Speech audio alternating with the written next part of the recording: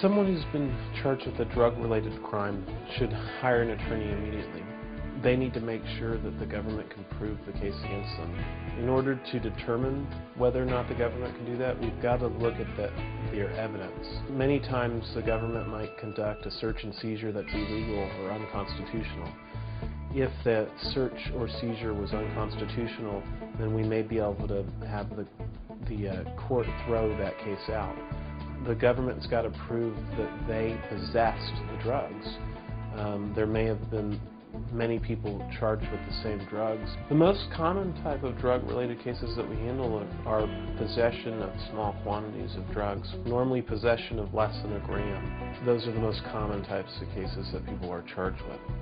Someone charged with a drug crime should make sure that they stop using drugs immediately, because if they don't stop using drugs, they may end up having their bond revoked and going back to jail.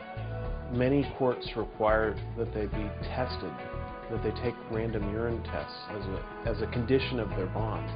Someone who's convicted of a drug-related crime can expect to potentially go to prison depending on the quantity of drugs and their criminal history.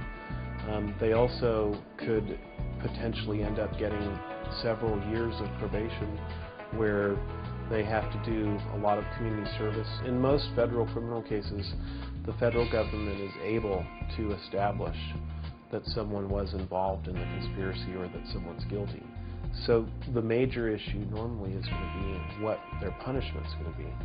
There are several things that someone can do in order to try and reduce their punishment. If the government decides that they've provided what's called substantial assistance, they may move for a reduction in their sentence. When you call our office, you're going to make an appointment to meet with me personally so that I can sit down and evaluate what we need to do with your case. I've handled more than 4,000 cases. I've represented more than 4,000 people.